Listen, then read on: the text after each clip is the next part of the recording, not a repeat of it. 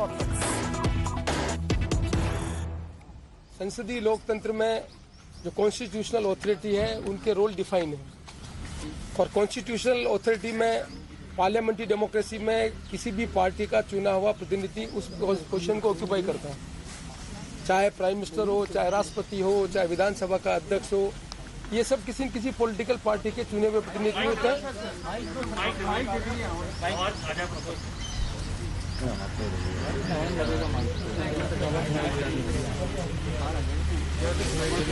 अरे आ तो रही है वीडियो, आ तो रही है, बढ़िया आ तो रही है,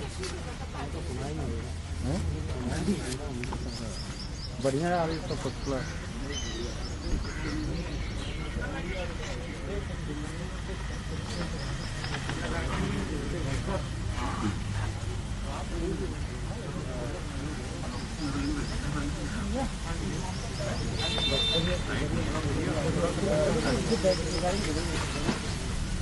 चलेगा, आवाज पहुंच जाएगी नहीं हो तो है। हाँ सर, बोलिए बोलिए sir.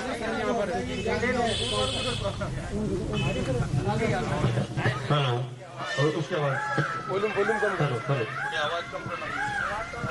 Press conference to officially begin. You see the setup currently happening. Let's cut across. आज मैं आप सबका ध्यान देश और प्रदेश की एक ऐसी समस्या के बारे में आकर्षित करना चाहता हूं जो संसदीय लोकतंत्र के लिए सबसे महत्वपूर्ण है।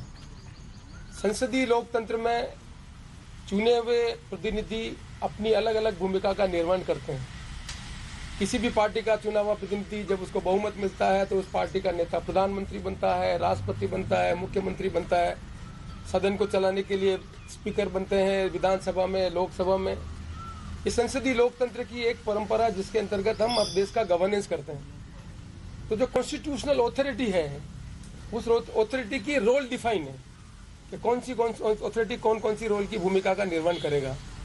आपको याद होगा कि आया राम गया राम के कारण कॉन्स्टिट्यूशन में अमेंडमेंट किया गया था और कॉन्स्टिट्यूशन में अमेंडमेंट करने के बाद ये कॉन्स्टिट्यूशन बेंच के पास गया कि ये कानून बनाने का जो काम संसद ने किया है वो कानून सम्मत है कि नहीं है, इसकी जांच करने का काम सुप्रीम कोर्ट ने किया। और सुप्रीम कोर्ट ने 92 में कोई तो कोहन के केस में ये एस्टेब्लिश किया कि भाई जो डिस्क्वालिफिकेशन का काम है वो किस तरह से होगा और इसमें किसको अधिकार है, और वेल डिफाइंड करके इसमें कहा कि स्पीकर को इसमें अधिकार है और कोई भी कोर्ट स्पीकर जब तक निर्णय पर नहीं पहुंचे उसके बीच में इंटरवीन नहीं करेगा।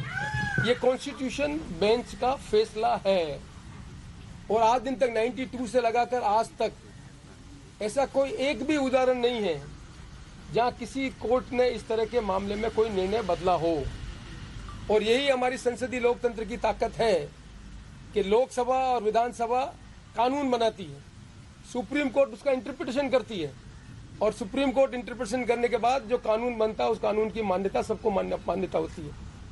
ये संसदीय लोकतंत्र की सबसे बड़ी ताकत है। 92 में जिस कॉन्स्टिट्यूशनल बेंच ने यह फैसला कर दिया कि एंटी डिफेक्शन बिल का कौन फैसला करेगा और कैसे फैसला होगा, उसमें बिल्कुल वेल डिफाइन है कि स्पीकर ही इसका फैसला करेगा।